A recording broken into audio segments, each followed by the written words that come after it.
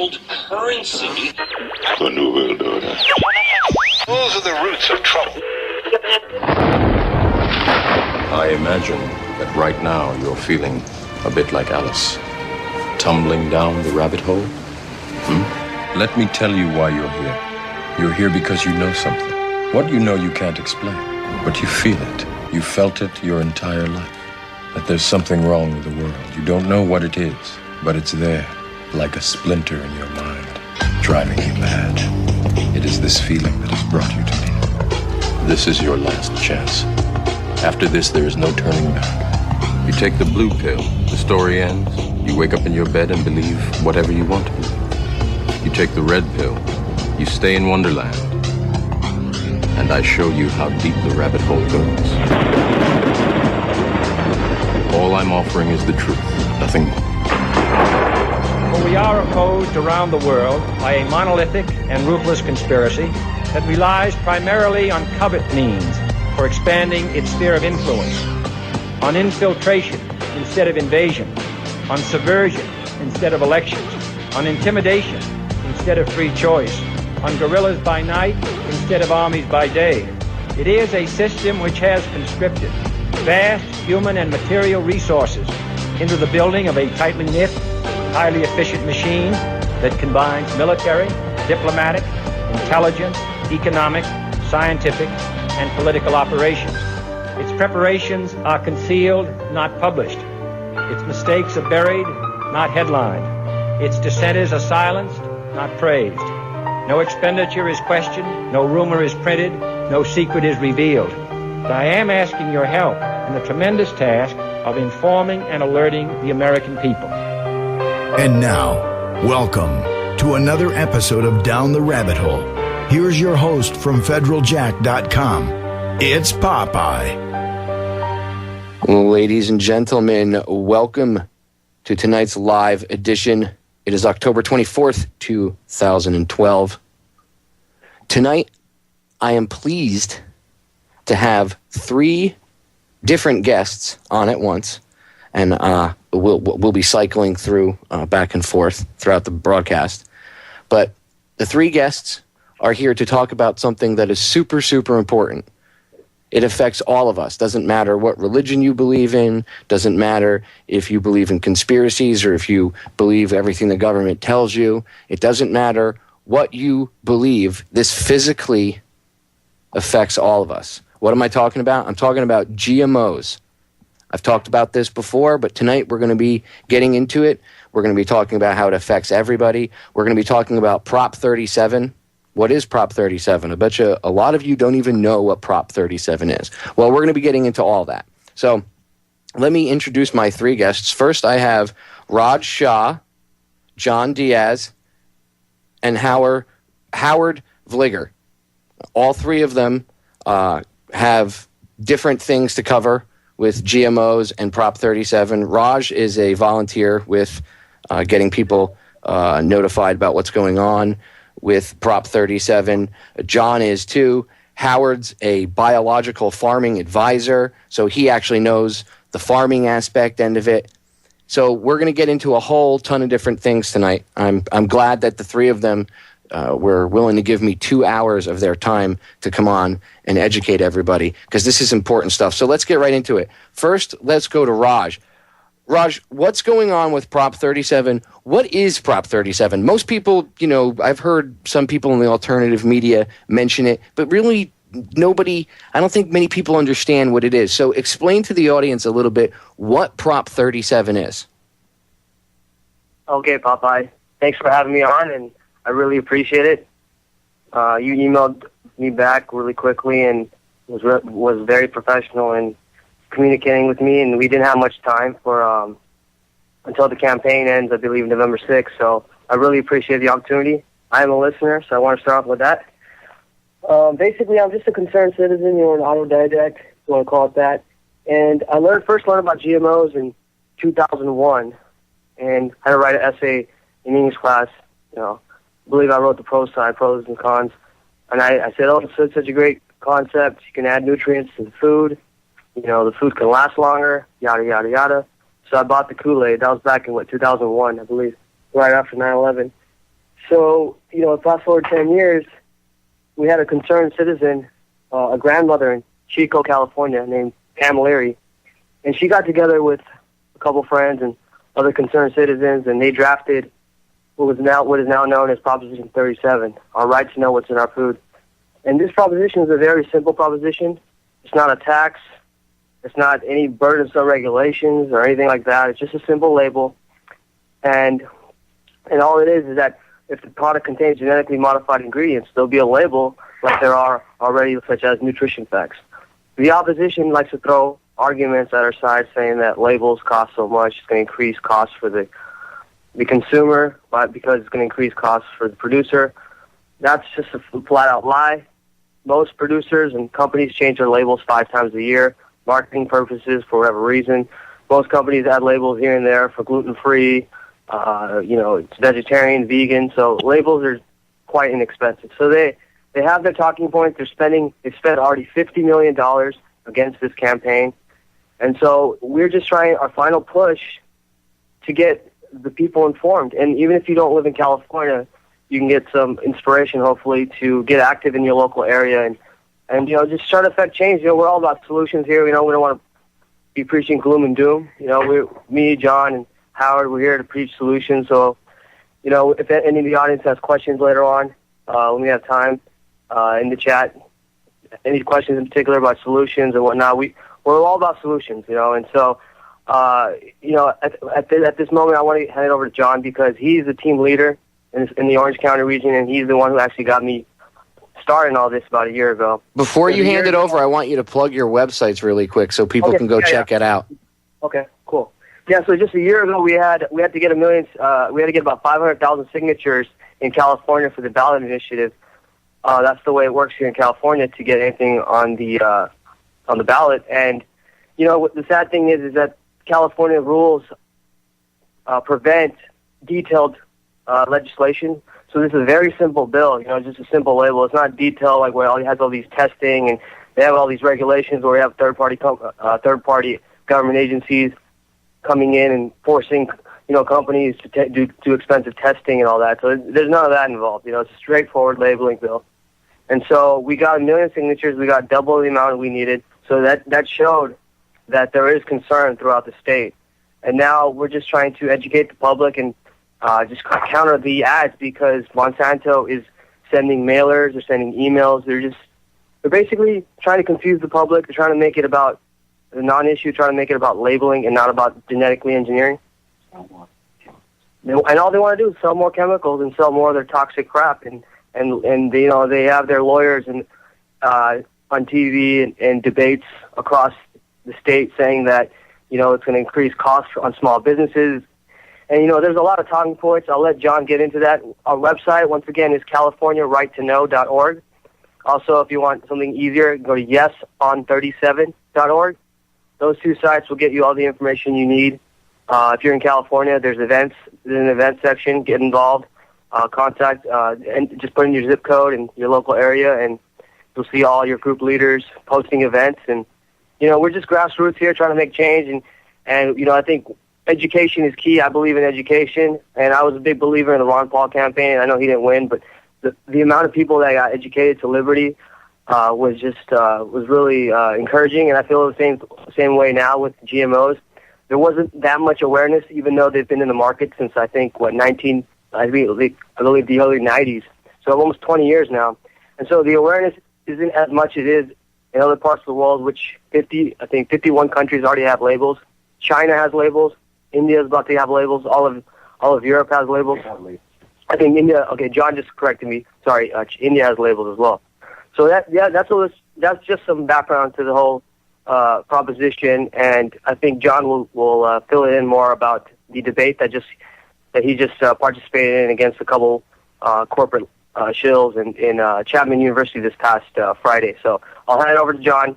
Once again, he's a team leader for the Orange County region, just another volunteer, small business owner who's lived in California all his life. Here you go, John.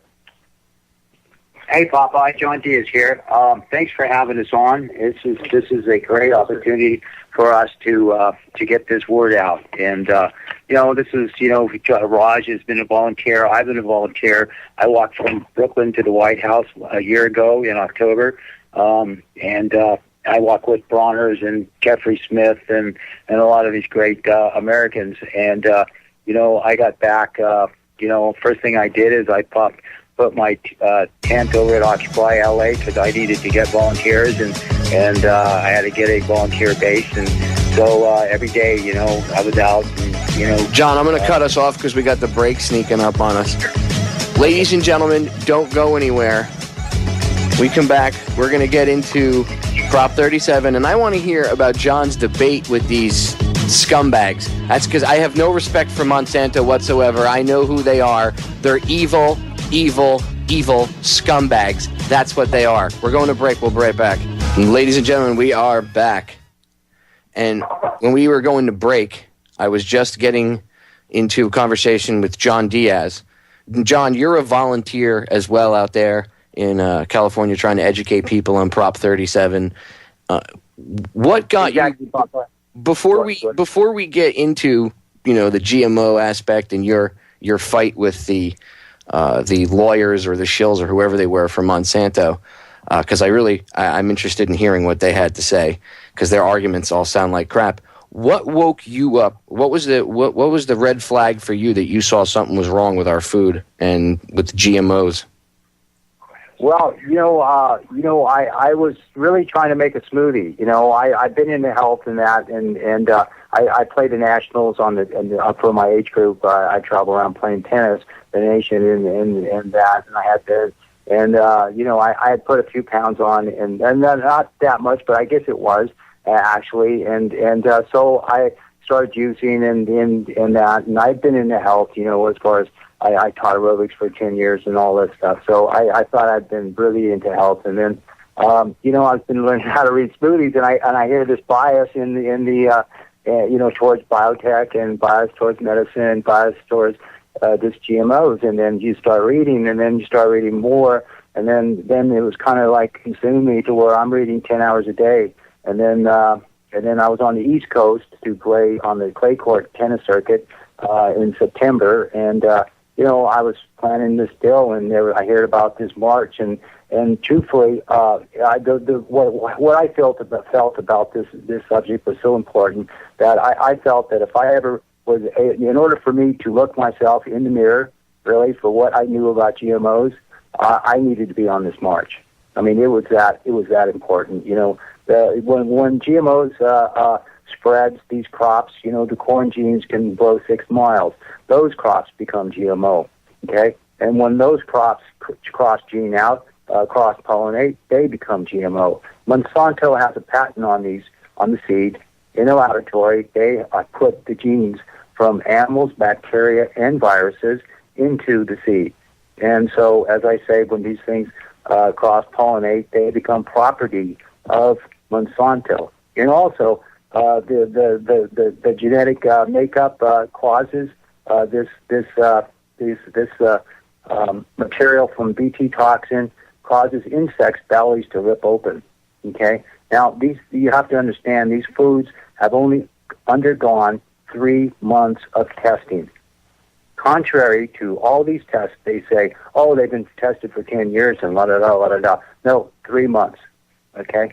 So and the fact that these crops cross gene out, they become their trademark. Monsanto owns these crops. This is called the monopoly. That takes a brass set of balls. Really, it does. To literally, I would say it's like the equivalent of pouring garbage onto your crops, having that stuff cross-pollinate. And then once they've now tainted your once beautiful, pristine crop with their garbage, they have the balls to turn around and tell you it's their property. Yes, sir. This is it, and this is a monopoly of the seed. And as Howard will tell you, it's the biodiversity of the seed that makes our food. So this is the issue. It's an international issue. I believe there's a lawsuit between Brazil and the farmers Brazil wants Monsanto to pay back the farmers $3 billion because Monsanto charged their farmers futures for future profits, off their crops because this is a monopoly of the seed. So this is what we're up against, okay? And the health consequences. This is a problem to where we have all the studies that are performed. Monsanto says the biotech companies say that nothing is valid. The only thing that is valid is what they control, and everything else is false, no matter what. Okay, and they have their shills. Monsanto is such a huge operation that they fund the universities. They Michael Taylor's the head of the U.S.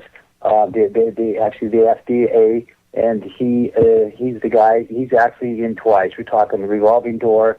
Biotech is the fabric of our American government. Our ambassadors use this policy to push on other countries, and they have our military might to back them up. And it's so we can get pretty heavy into this subject, but really, here in California, all we want is a simple label for the food that's on our table. Well, you were talking about the shills. Now, didn't you go up against them recently? I guess you debate these people? I did. It was at Chapman University. I had a Iowa oak tree on my side. His name's David Murphy of Food Democracy Now. Okay? Now, this boy, it was like he could have put both these guys in a headlock himself and would have been having a cup of coffee, right? He's a big boy. And so it's nice to have a David Murphy at your side. I'm going to tell you something. But anyway, so it was astounding.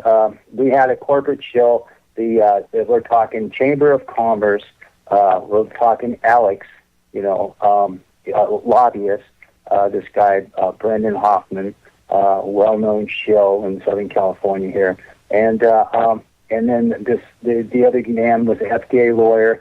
Ambulance chaser, so we had him, and the moderator was a biotech scientist, shill. It was unbelievable because I had the fortune to, and this all took place in the George Bush room. You have to understand, at the campus. There was a packed room, standing room only at the very end, and you have to understand that this shill of a moderator that we had, I first asked him, I said, this is taking genes from animals, bacteria, and viruses and putting this into the seed. And he says, we've been doing this for 10,000 years. Yes, genes from animals and actually is in our plants, and this is how it all goes. And I said, well, so you say 10,000 years, but that's 10,000 years of proof, of that happening. I says, Roundup is only, 15 years old? And that stuff is horrible. That's like Agent Orange being introduced just to the mass populace. Okay, so check it out. Roundup, Howard just said is 1974. So really, 40 years, right? Well, 40 years that's very limited as opposed to these people saying this stuff's been around for 10,000 years. They just genetically engineered the plants to put Roundup over directly on our crops. So when they talk about this is going on for 10,000 years, this is a lie. Okay, this is actually in a laboratory. They didn't have the techniques 10,000 years for a laboratory to insert the seed of what they're doing now, right? So, but anyway, so here we are in this packed room, and it is astounding how at the university level these guys can come out and out lie. Okay, and I have to tell you first, we have some exemptions. You have to think about when tobacco was first, we had to find that it was harmful, right? And that took years of fighting, right? And this is where we're at right now, okay? So, but did they ban smoking right off the get-go? No. First they came out and they put a label on the package, smoking harmful, and then later on smoking in public came about, right? So this is the same thing. Well, yeah, why can't, if they're going to label cigarettes, why can't they label GMO foods, which is, I would say, is actually even worse than smoking cigarettes. I'm not saying smoking is good for you, but on the grand scale of things, I would say GMOs are way worse. I'm going to cut us off because we got a break sneaking up on us. Ladies and gentlemen, don't go anywhere. More on Prop 37, GMOs, and more when we get back. 3 minutes. The excuses for not wanting to label GMOs in foods are what really get me. When you were saying before that they were, it's gonna raise the cost for printing a new label. Like, really?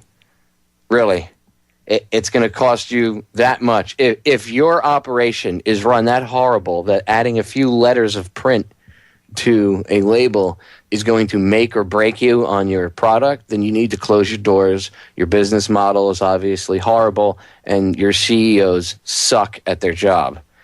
And from what I understand, there's certain exemptions to things that I guess are being thrown out there that people are saying, well, how come, this is exempt from being labeled and this isn't? First of all, I'm not a big fan of big government up your butt type deals, but when it comes to food, I don't see why there shouldn't be a label on what's in it.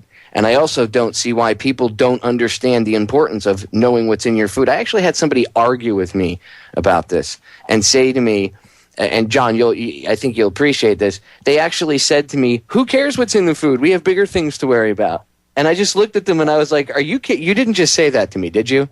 Why? It's like one of the most base important things that you could worry about. Food, air, and water. What say you, John?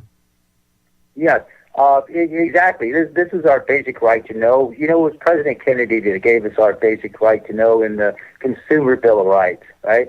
And we have a right for food safety, and we have a right to labels. We have a right to know what they put in our food.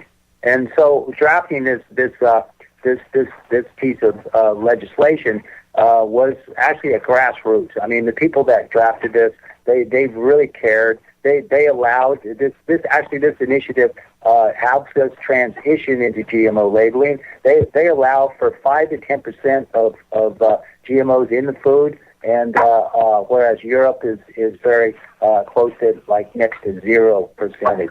I mean, it's like 0.9. I think it's just a very little amount, and so. When you have an initiative, you have to be very specific, and you're limited on what you can include. So you have to, if this is for things that are genetically engineered, you can only include things that have been genetically engineered. The seeds have been the corn, soy. So this is for products that are on the shelves of supermarkets that are labeled. Well, you see these ads. You're in Miami, so you don't see these ads, but we're being bombarded. This is the shock and awe of $1 million a day. They're going to spend up to $100 million.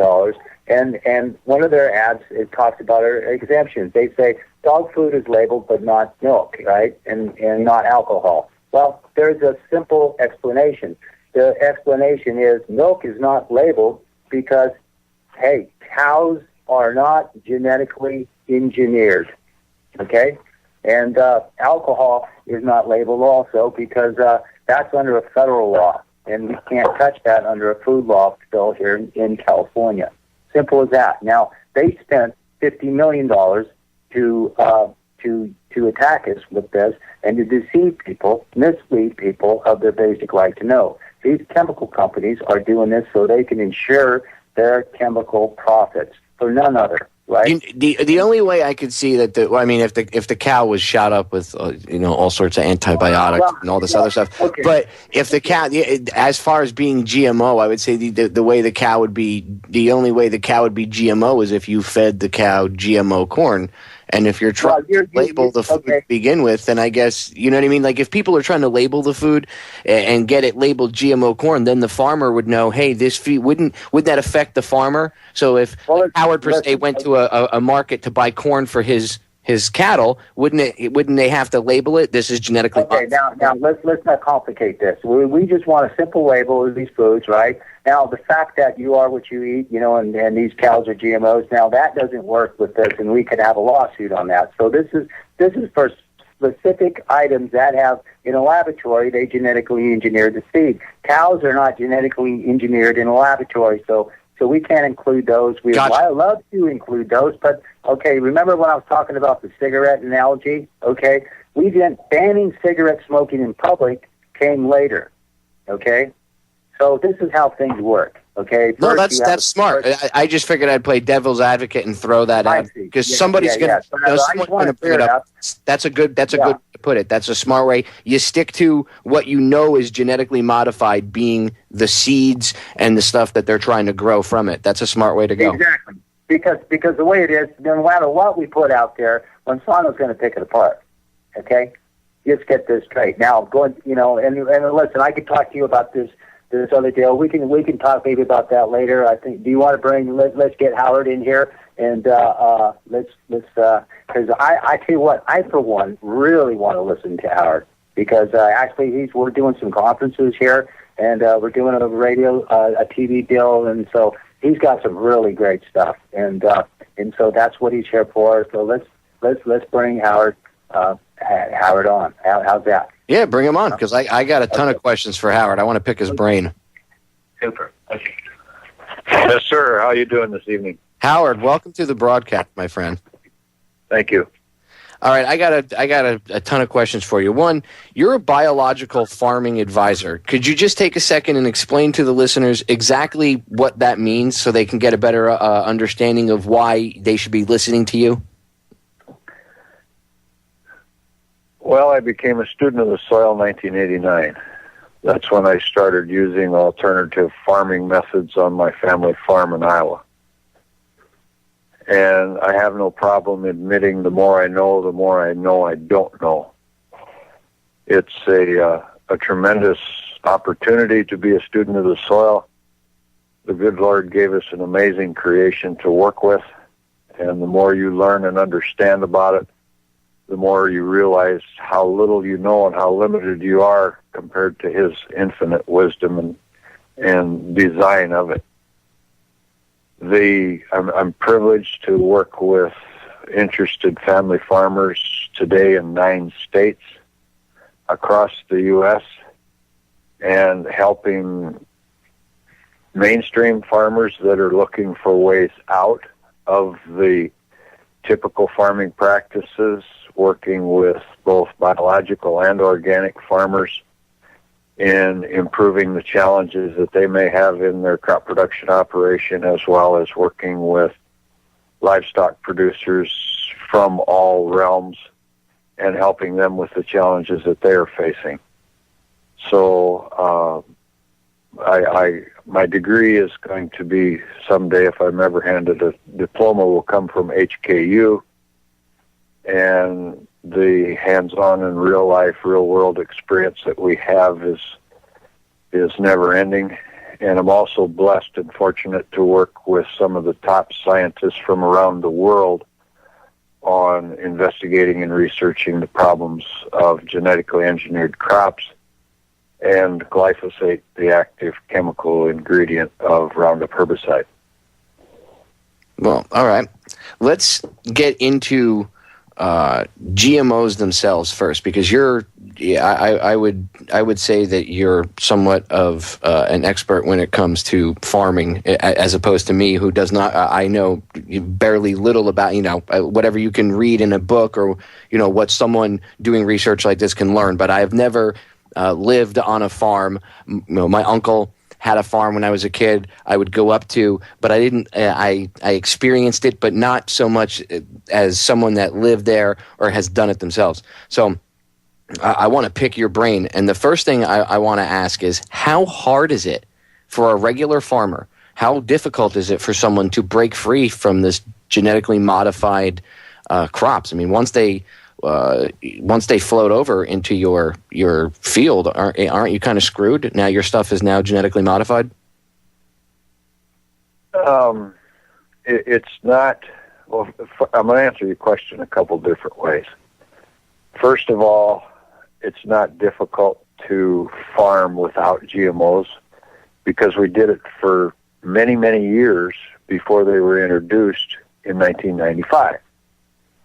And for anyone to make a claim that we have had GMOs for thousands of years, that is probably the greatest untrue statement that anyone could make in the sense of the true definition. The first GMO was done accidentally by a British scientist in 1927, where he combined a hold on, Howard. We got a break coming up. I'm gonna cut us off right there, and we'll pick it up on the other side of the break, right where we're leaving it off. I didn't know that their argument was they've been around for thousands of years. That is horribly lame. We'll be right back, ladies and gentlemen.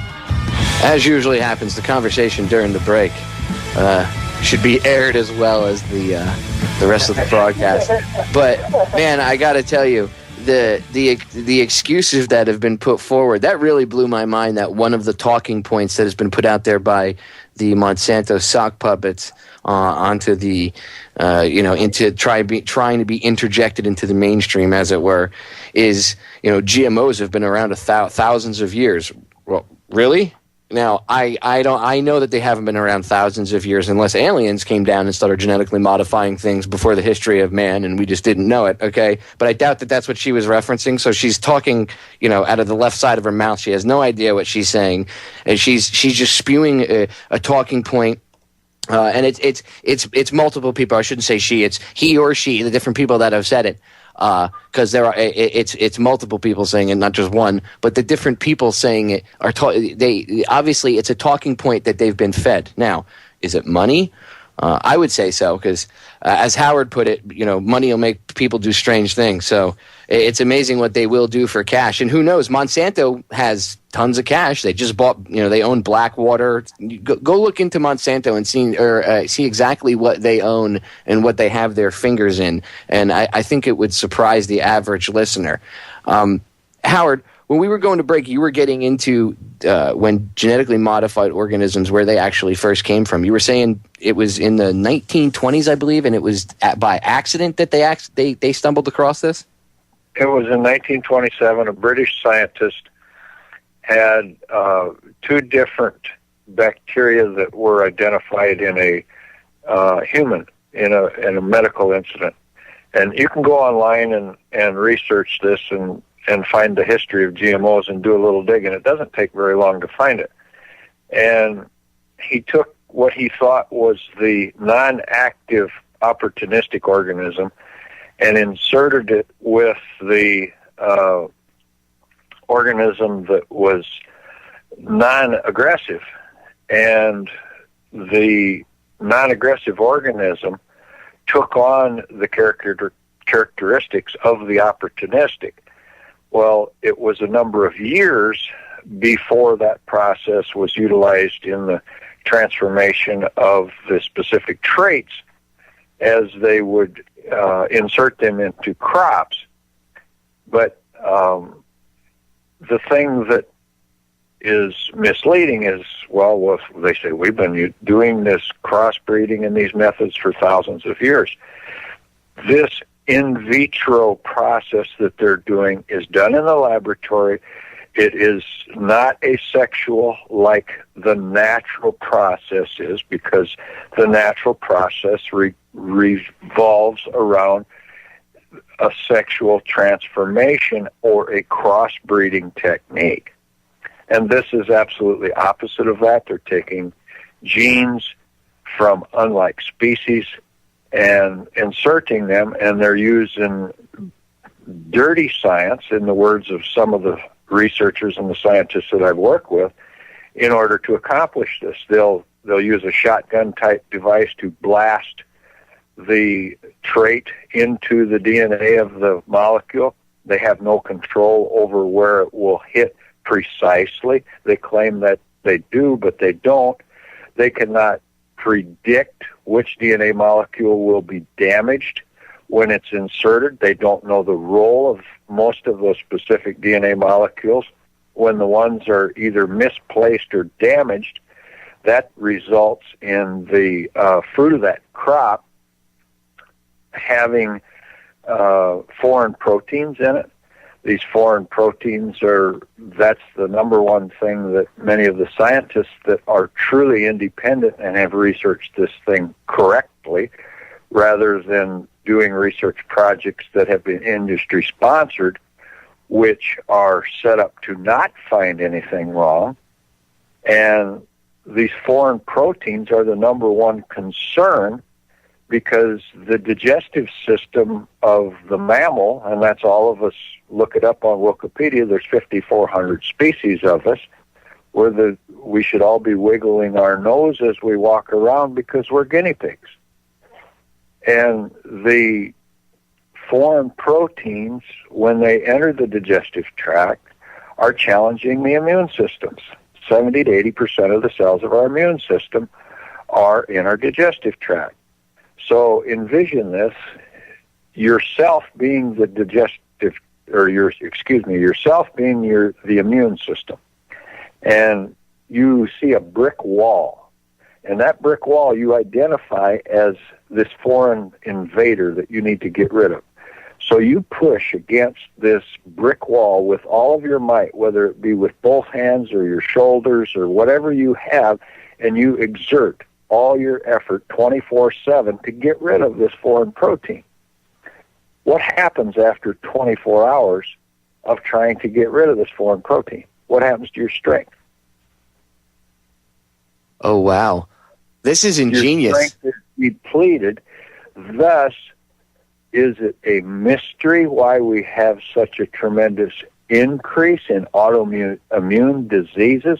Because of the fact that the immune systems are constantly exerting against these proteins and in causing the inflammatory diseases. If you want to kill off the species, like they say the great culling, I mean, you have to look at it from, if you step outside the box and you just look at it, this is an ingenious way to get rid of us. I mean, I'm not saying I agree with it or I'm happy about it, but it's this is long and thought out. This isn't playing, and this isn't, when people say, I don't buy into it when people think that this isn't thought about and that this is just by happenstance and that, we have to give it some time. Well, if that's the case, even if you only buy into it at that level, then at the very least, why not label this stuff? Because I don't think anybody in their right mind would want their kid to be eating genetically modified corn that could do this to their body and cause this problem. I mean, that's just crazy. And I even with all the research I've done, every time I've heard this before, but every time I hear it about the immune system and your stomach, it just drives it home, because it's like, wow. If you look at what most people eat, not many people in this country eat healthy, right? At least half this country eats McDonald's and stuff like that, and all that is garbage, made with GMO garbage and then pumped up with extra chemicals. It's an all-out assault on the immune system. It's amazing. It really is. It's diabolical. What say you, Howard? If you add to the foreign protein aspect, well, then you have the different toxins, such as the Bt toxin, the Bacillus thuringiensis. It's a natural occurring bacterium. They're not using a natural version that they put in the plant to kill the insects that attack the plant.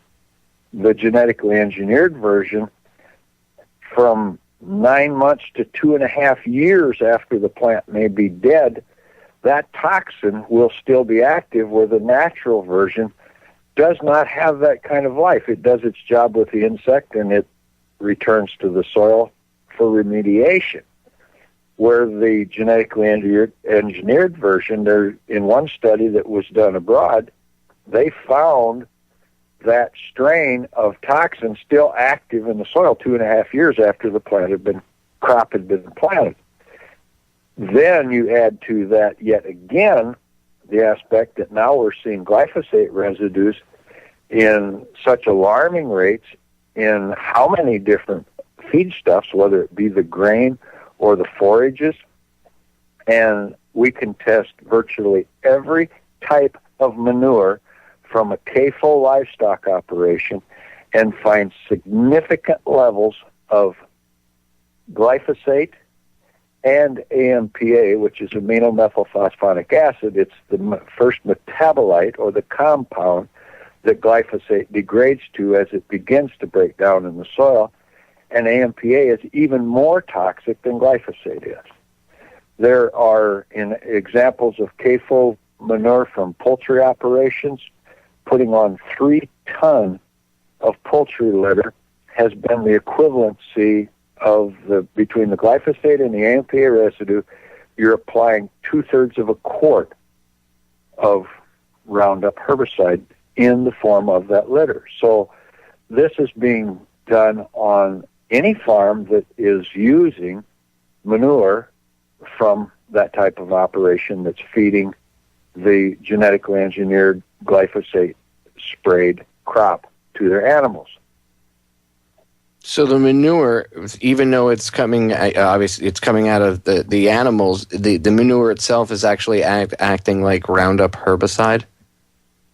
There's no breakdown of it as it goes through the digestive tract of the animal. And this is known by the EPA. They know that 97.5%, in one study, they documented that 97.5% of the glyphosate residue will pass through the digestive tract. It's estimated that 1.5% would accumulate in the bone and 1% is unknown what will happen with that. The half-life on glyphosate, depending on the conditions in the soil where it may be present, the half-life is from 14 days to 22.5 years. I know of research that's being conducted in the state of Mississippi where on certain soil types they are reclaiming 100% of the glyphosate residue from the soil that was applied in that given crop year. There is zero breakdown of that chemical residue. Glyphosate was first registered. Howard, I'm gonna cut us off right there because we got the top of the hour break coming up.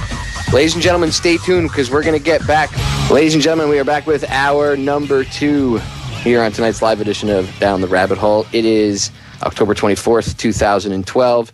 And as Murphy's Law would have it, just as we're going back live from break, and I was having a really interesting conversation during the break with my 3 guests, the phone line goes dead. So I'm going to have to bring us back in, or bring them back in, rather, live on air. You're going to have to hear the phone ringing, and I'll try to reconnect them while I chat with you because I want to get Howard back on because he's super knowledgeable about GMOs, BT toxin, glyphosate, and more. And I want to get into why this stuff is horrible. And we can go back over Prop 37 and all that, but I want to cover... Yep. I'll give him a few minutes. So... GMOs, BT toxin, glyphosate. What you heard Howard telling you the last segment, and when he comes back, we'll get into this. This stuff, basically, for the layman, in case you need me to break this down for you, right? The crap that say the cows are eating GMO corn, right? And it's got this BT toxin in it. Well, so the cows are eating this the cornmeal or whatever, and it's GMO. Now, it goes through their digestive tract. Now, whatever effect it has on the cow, what we're focusing on is that this stuff doesn't break down in the digestive tract. So it passes on through the cow manure into, a lot of farmers don't throw away manure. They usually reuse it. It's not wasted. So they compost it. Now this stuff is getting into whatever you're growing. It's getting a dosage of this crap. And then if you're eating that stuff, it's getting into... if there's something grown in there, the BT toxin's getting into your system and it's having effects on human beings, which are no good. It's making, the French, and Howard actually knows the ins and the outs of this. I'll try to bring him back in during the break. But the French just did a study on this, and I know there was this was hush-hush, like the study was done with, people weren't allowed to use cell phones to communicate. They tried to keep, have total secrecy on this. And they did a study, I think it was a 2-year study with rats. And I think it was if I remember correctly, over 80% of the rats ended up getting cancer and being filled up with tumors. I mean, do you need to... that's just rats, Popeye, who cares? Dude, they do testing on rats all the time for things. If it's going to affect them, it's going to affect us. It's killing the insects. It's killing it's making these rats grow tumors, but nobody sees the correlation between that and the higher rates in cancer, the higher rates in the autoimmune diseases. And I'm sure the vaccines have a lot to do with it, but what happens if it's a 1-2 punch? What happens if they understand at a much larger level that maybe the vaccines could use a boost from some of this crap that if you get, as I learned, and I like I said, this is, again, it's very ingenious way to take the human body, the human being itself out, is to go and attack it through the immune system. And where's a major portion of your immune system gain its strength from, and where is a major portion of your immune system, but in your stomach itself. So they attack you at the root, at the base, from the inside. And when you learn what some of this stuff does, Howard and I were talking during the break. He was saying how, and I'm going to have him talk about this when I bring him back up, but he was talking about how this stuff, literally, it once it's inside the human stomach, a lot of times it turns your stomach into a chemical production factory. So now you're actually producing this crap in your body. I mean, the level the level of criminality going on is just unbelievable, and people have no idea. People have no idea that this stuff is dangerous. I mean, look, why do they not want to label it? Why do they not want you to know in California or anywhere what's inside of it? And anybody that says, oh, labeling GMO, and look, again, I understand the government and blah, blah, blah, blah, blah, but the argument against labeling GMO foods because, it's big brother-ish or it's a step for big government. Look, I don't think labeling the food is wrong. I think you should know what's in your food. And I don't think you should buy the propaganda from the company that's doing the genetic modifications and go, well, they said it's this, so it's okay, especially when you research the company doing it and you understand how devious they are and how deep their fingers go into everything. People need to educate themselves. People need to see what's going on. People need to pay attention. Monsanto is, a lot of people say, oh, well, if it's on the internet, you can't believe it. Look, you know what? You need to start doing your research and start paying attention to what people on the quote-unquote internet are saying about Monsanto. You need to reach out to other activists if you are one. If you're an activist about, if you're into 9/11 truth or anything like that, reach out to the people that are talking about GMOs. Support them. This stuff affects you too. If you're pissed off about certain, you're from a certain political party, hey, pay attention to this because GMO affects you. Do you eat? Yes. You do eat. It affects every single one of us. It doesn't matter what you fight for. If you're an activist and you're willing to get out there on the street, pay attention to the GMO issue and give it a little bit of time. Put all your other stuff aside for a day and go out and cover strictly GMO. Try to educate everybody you know.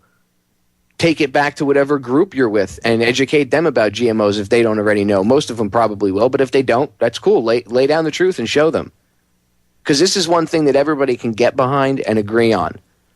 The whole state of California, I know there's a lot of propaganda, but people, this is a no-brainer. This is a total no-brainer. If you're out there in California and you don't understand that you should vote to label GMO foods and to make sure that you guys know what's in the food, that's a basic, that's something low on the totem pole. Wouldn't you want to know if I was pissing in your water supply? You'd be mad if I was pissing in your water supply, right? You'd be really irritated about it. You'd be like frustrated, Popeye, why are you urinating in my water supply? You're making it tainted. You're putting garbage into my water supply. You're going to poison me with that. Well, hey, these people are doing the same thing to your food. And there are really a bunch of people out there that could care less. That's probably the most surprising part.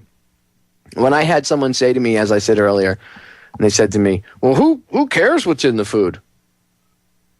I have bigger things to worry about, like my truck payment. You're not going to be able to go to work to be able to make your truck payment if you eat horrible genetically modified food and you end up getting cancer or your pancreas stops working or whatever, some organ in your body has organ failure, or you turn into a 300-pound mongoloid because you're just all bleh. This does affect you. You need to worry about what you eat. You need to worry about what they're putting in the food. Vaccines are important too. All that stuff's important. But if you're worried about that and you're not worried about GMOs, this stuff is like Island of Dr. Moreau type scary. Okay? GMOs are like Island of Dr. Moreau type stuff. I've talked about the extreme end of it before. Even making a seed, a seed called a Terminator seed, is diabolical. Why would you want to take away the natural process of a seed? Look, if you want to read a good book about this, and Howard agreed with me on this, and when I get him back on, I'll have him talk about it. I'm trying to remember it's Seeds of Destruction by William Engdahl. I think if you go to Global Research is his website, you can probably order a copy of it there. But just go on Amazon, look up Seeds of Destruction. You want to read a good book, you want to get someone a Christmas present or something, the holidays are coming up, you want to get them a good Christmas present to wake them up to what's going on, go buy Seeds of Destruction by William Engdahl. Give that to him as a start. All right, we're going to break. When we come back, I should have my guests live again. Don't go anywhere. GMOs are horrible, people. And if you're in California, yes, on Prop 37, label the GMO foods. Ladies and gentlemen, we are back, and I have my guests back on live with me. So, all technical issues aside, Howard, during the first hour, we were talking about BT toxin, and we were talking about another chemical, and I can't remember the name of it now for the life of me, but I want you to pick up in the beginning again and explain why these things are so bad and what they do to the human body, because I kind of covered it last segment a little bit. I ranted on it a little bit, but I would say that you're more the expert on this. So what's the deal? What is BT toxin, and why is it bad for the human body? Well, BT toxin, the BT stands for Bacillus thuringiensis, and they are genetically engineering a version of a soil bacterium that is designed to eat a hole in the gut of the insect. When the insect ingests the BT, they basically explode, and that, of course, ends their life. The threat to a mammal, and any larger mammal, and we've seen it in pets, we've seen it in all species of livestock, that the damage and the irritation, inflammation, erosions, ulcers in the digestive tract is significant when you're feeding the GMO and the BT specifically. In addition to the BT, and we were told that the BT would break down, that the acids in the digestive tract would destroy it, and everything would be fine. But a study in Canada that was published in the beginning of last year, they found the Cry1AB BT toxin in 93% of the pregnant women's blood that they tested, and 80% of that BT toxin was passed on to the baby's blood that they were carrying. So the story that was told about it breaking down and being harmless and not hurting anybody doesn't seem to be quite falling in line with what they're saying. In addition to that, the glyphosate, which is the active chemical ingredient of Roundup and other broad-spectrum glyphosate-based herbicides, is both very strong chelator and a tremendous biocidal or antibiotic product. In fact, it has been patented as an antibiotic. The glyphosate itself? Yes, sir. And they obviously know this stuff. And then neither the glyphosate, right, it doesn't break down inside the digestive tract. It passes through, say, the cow, and it's still present in the manure, right? Well, that's correct. And glyphosate is a very strong biocidal antibiotic product. It is lethal to many types of beneficial soil organisms. And there is also a scientific study pending publication that has documented that it is lethal to beneficial organisms in the rumen of cattle. And these organisms that it's detrimental to are the control organisms for the Clostridium botulinum organism, which, when that goes unchecked, causes both acute and chronic botulism. And, of course, that's not a good thing because that leads to death.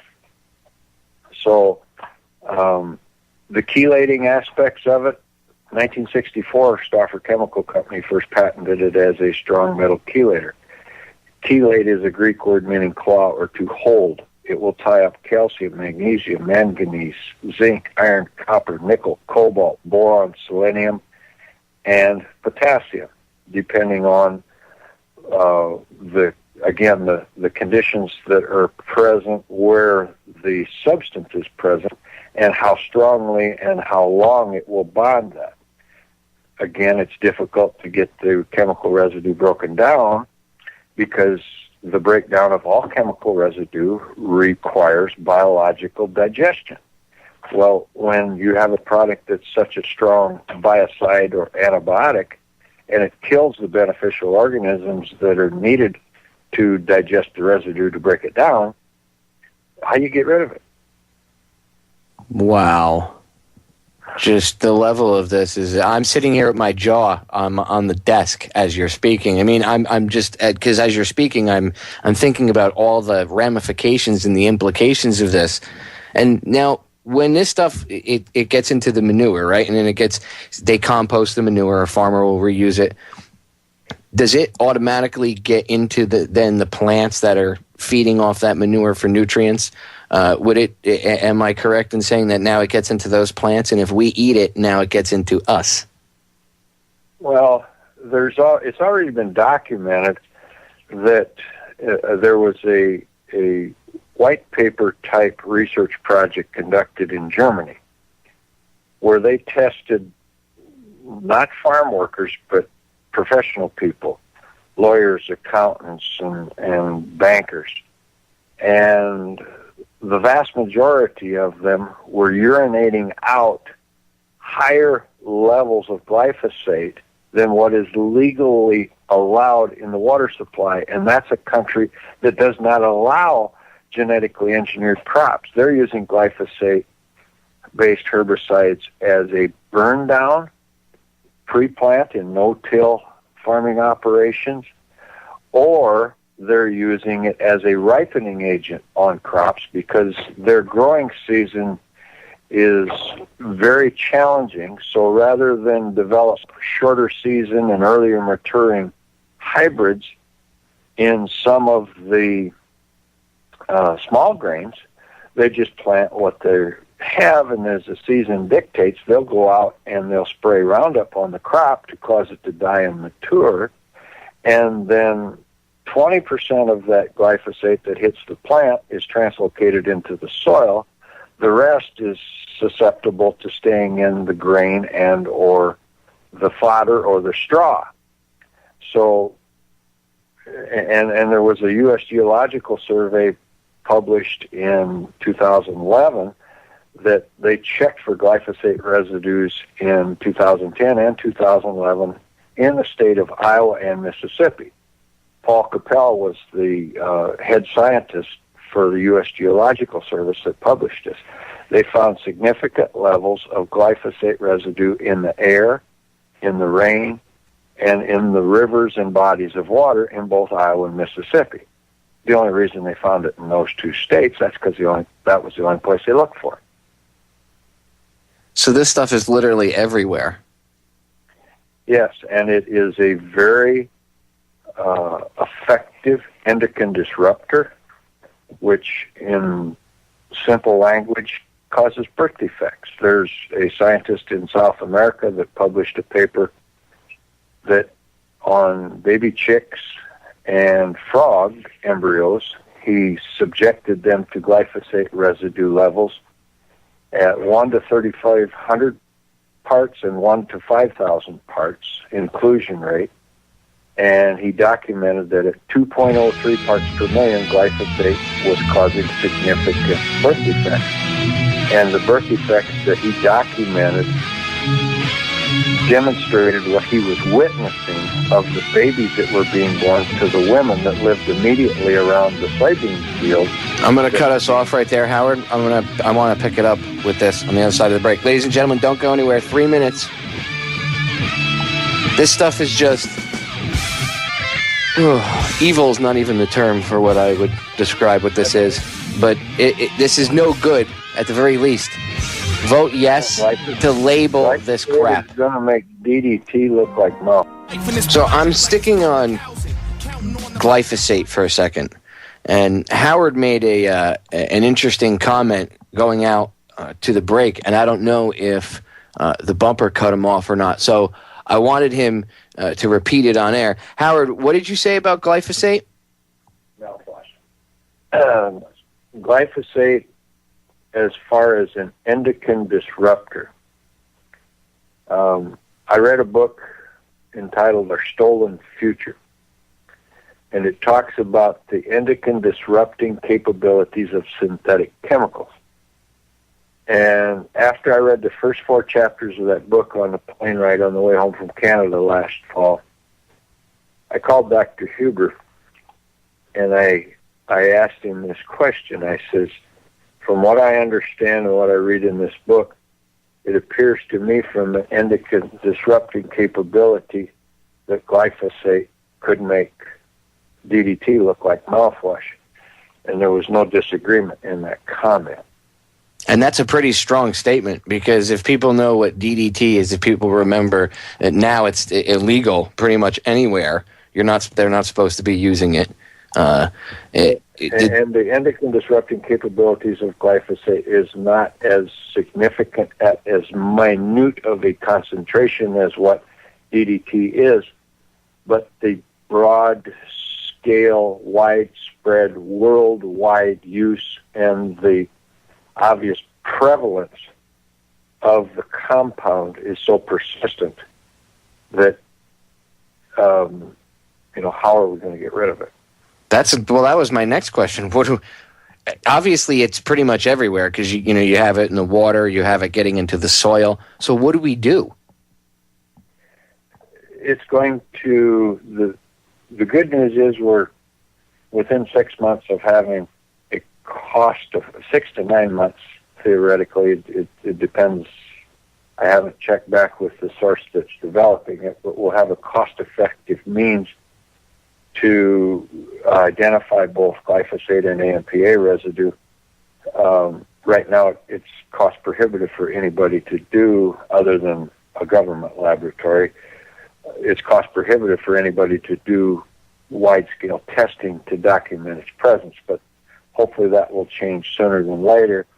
It will take a broad-spectrum approach of good, beneficial biological activity in the soil. We're not of the mindset that it can't be broken down in the right environment. The challenge is getting the misperception of this being so safe you can put it on your cereal and the breakfast, or the best thing since sliced bread. It's been perceived as, and it's been a simple weed control product, so it's the popularity has been widespread, but What about the customers that we have in the Southeast that are spending as much as $150 an acre for hand labor to remove the glyphosate-resistant weeds from their fields, because it doesn't matter what amount of herbicide they apply and what forms of herbicide they apply to some of these weeds, because of the mode of action of how glyphosate works. The defense mechanisms of these weeds have been bred up, and it's like they're on steroids. And if they get over 3-4 inches tall, you can't kill them with a chemical of any combination. So there are farmers that are spending, like I said, as much as $150 an acre to have these fields hand weeded, because if these weeds, they will prevent you from raising a crop if these weeds get as thick as they can be. So nature finds a way, man. Nature always finds a way. And now they're creating superbugs too, right? They have a superbug problem because now they have bugs that are... There are rootworm, cornborer rootworm, or not cornborer, but the adult rootworm have developed resistance to the BT toxin also. So, well, the only reason why I say that's a good thing, well, it's a good thing, I guess, maybe one or two different ways, but the way I see it as a good thing is they should take those worms and figure out how they developed an immunity to it, because we might need to figure that out for the human species. Just saying, just a thought. I'm not promoting any genetic experiments. I'm just saying we might want to pay attention to see how they developed an immunity, because we might need it. But the bad side of that is now now what do you do? Because now you've created an unpredictable mutant pest. And once it's GMO, isn't it true that these things are unstable? So they could possibly, the insects themselves, from generation to generation, couldn't they possibly continue to mutate? Well, in one, the only human study with the BT, they did it with people that had a colostomy, and the results of the study documented the fact that it was potentially possible that the digestive tract could become an insecticide factory of sorts and produce the toxin because of a mutagenic effect. And would it leach that into your own body and then poison you from within? Yes. And the fact that the study in Canada found the toxin in the blood proves that it won't just stay in the digestive tract. Wow. So you literally become the chemical factory of your own demise, pretty much. Potentially. This is just so evil and heinous. I mean, when we were disconnected earlier, I had mentioned the book by William Engdahl, Seeds of Destruction. And, you can get sidetracked on so many different aspects of what's going on in this world today. But when you look at this stuff, nothing makes me literally sit back and take notice like this. I mean, I've seen some disturbing stuff along my journey, and I've come across some disturbing different information, but nothing makes me actually sit back and just go, wow, like this stuff. Really. And I'm not just saying that. I mean, the level of thought that has gone into this. I mean, they're literally, they know it's creating this Roundup. They know that this stuff is the glyphosate is all over the place. There's got to be a way. There's got to be a way to make the stuff break down. I mean, if we can make oil break down biologically, isn't there some way somebody can start testing this independently somewhere that we can start to break this stuff down and get it out of the soil somehow, or maybe figure out how to get it out of the water? I think that this needs to be focused on. Like, scientists around the world need to focus on how to get this crap out of the soil and the water, because this isn't a U.S. thing. This isn't a German thing. This is a entire world thing. What do you think, Howard? There's not any doubt in my mind that when you implement a proper biological crop production approach with soil-friendly sources of nutrition and reintroduction, reestablishment, and nurturing of the biological diversity that the good Lord put in the soil, that it will be successful in digesting and breaking down both the glyphosate and the APA. Will that happen in an environment where the glyphosate-based herbicides are used on a genetically engineered crop raised in that field year after year after year after year? Extremely doubtful. I don't know if you could accomplish or be successful in accomplishing the biological community that would be necessary to have the remediative effects. So it's going to require a paradigm shift.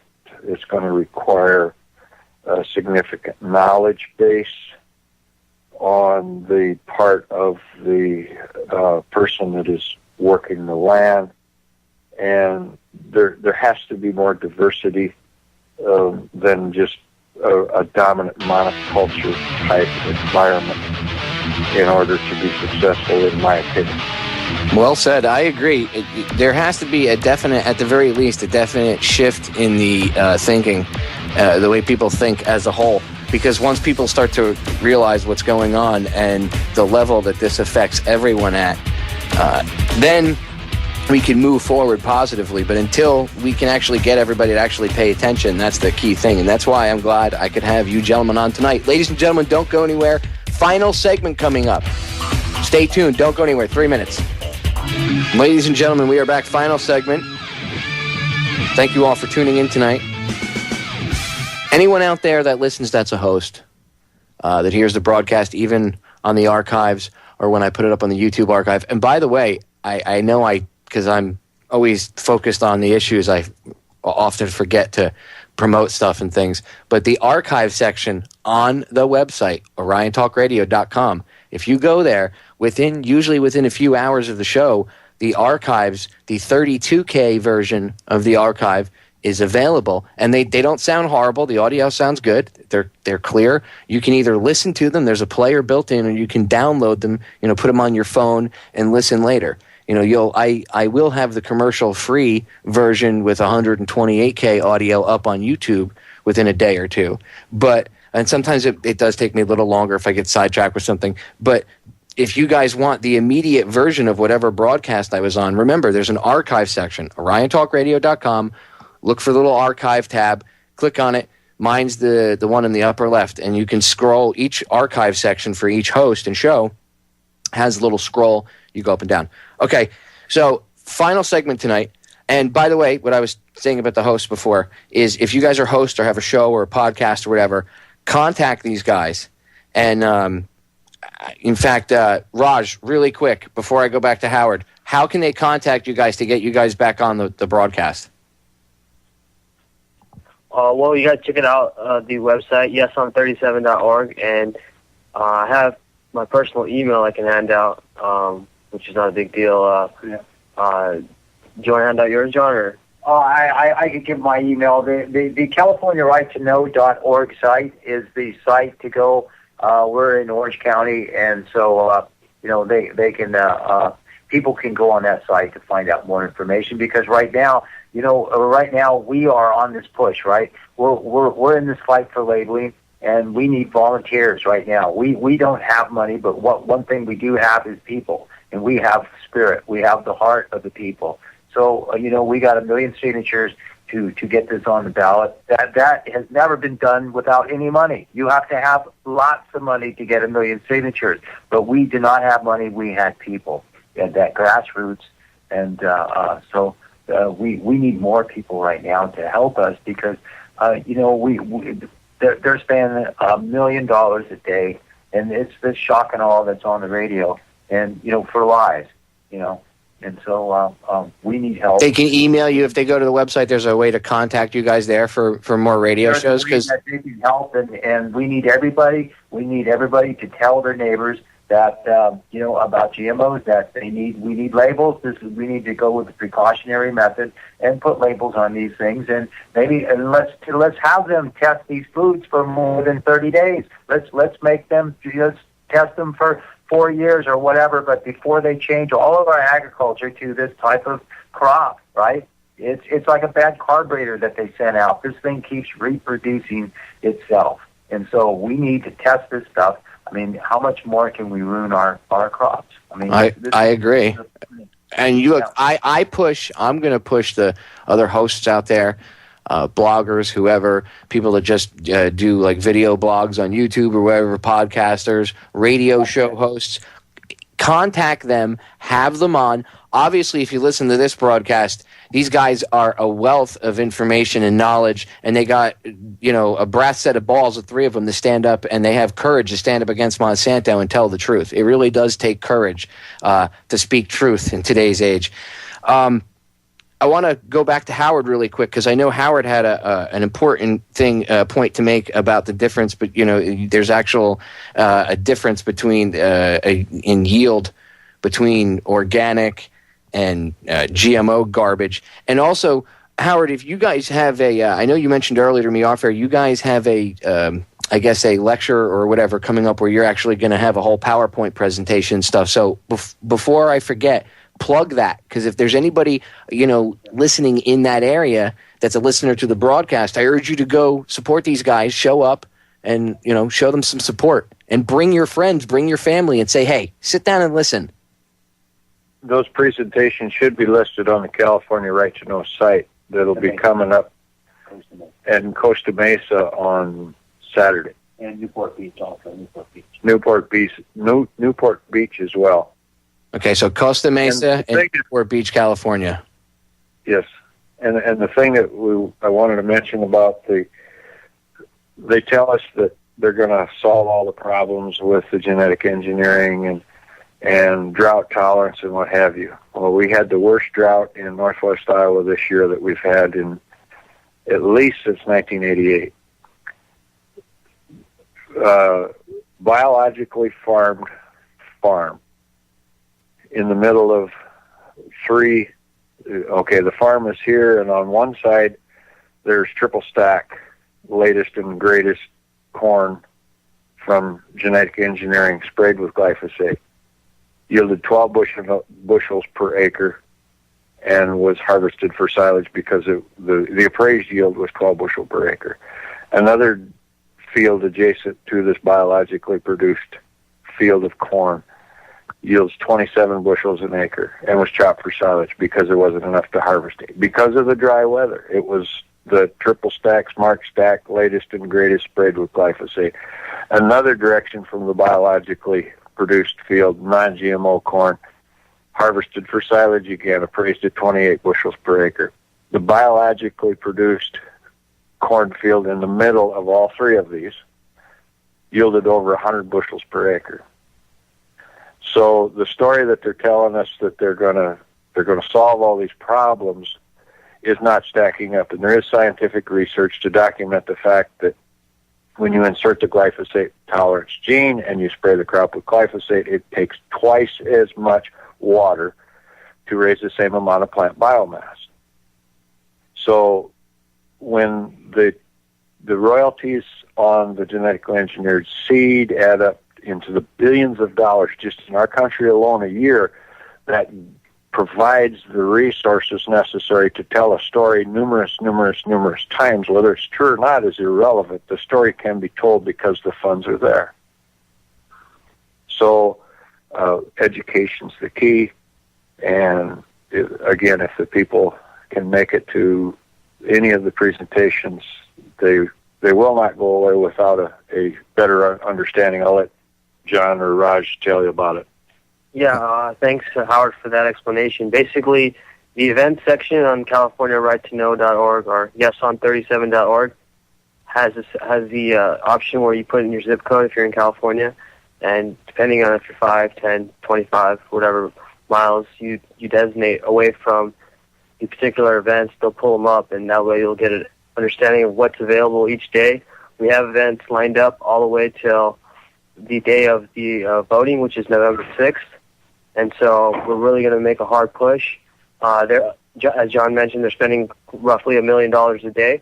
So we're trying our best to get people like Howard on the airways. And I really appreciate Popeye once again for letting us come on and giving us 2 hours. We really want this information out. I know it's overwhelming. It's overwhelming for me, and I've been involved in this for a couple of years now. And so it's just you got to take it, like you said, with courage and get the truth out there and get the emotions out of the way. And when you have the truth, it's just self-evident. And Monsanto can spend all the money it wants, but you know we have all the what's it called? Not even sometimes the studies, but just personal. You have the moral high ground, is what you have. You have. Yeah, exactly. You're on the side of right. That's what you have. I mean, whatever. Money's a form of control, and you know what? Honestly, I hope people see through the crap. To be honest with you, I hope people see through it. I hope, even if it passes by a slim margin, I hope it passes. I mean, for people to accept the fact, I said this before, for people to accept the fact that, just whatever, put whatever you want in the food, I equated it to if I was standing outside pissing in your water supply and, you'd get mad at me for that. You should get mad at what they're putting in the food. If what you heard tonight didn't shake you to the core, and I'm not putting out fear, this is the reality of the situation. You need to pay attention to this and be alert to it, because if you aren't upset by this information, if this doesn't bother you, then, man, you are disconnected. Because I'm going to tell you what, this is the type of thing that keeps me awake at night. Because I don't want this. I don't want to leave this for my nephews or my niece. I don't want to leave this type of world where what are they going to live to be 40 years old because they're going to get cancer and everything else? What about me? What about my wife? What about everybody else I know? What about the rest of the people on this planet? This is insane, okay? This needs to go out all over the world. Again, go to their website, contact them, interview them, have the three of them on. I urge you. When I get this up on YouTube, rip the video, re-upload it to your YouTube channels if you can. If you can do full uploads. Pull the archives. Do everything you can. And if you're in California, vote yes to label GMO foods. Robert, I have a question. Shoot. Howard is in town. We have events for him on. We were going to do a cable show on Friday. We have a full day on Saturday. But Howard's in town on Sunday. As far as Thursday and Friday, if you guys have any type of event, we could appear here in Southern California. Please call let me give you my email, DIAZJOHN, 9 at AOL.com. And we need to use Howard the most we can. We have all day Sunday, so if somebody has a group and we can show him where the GM crops are failing.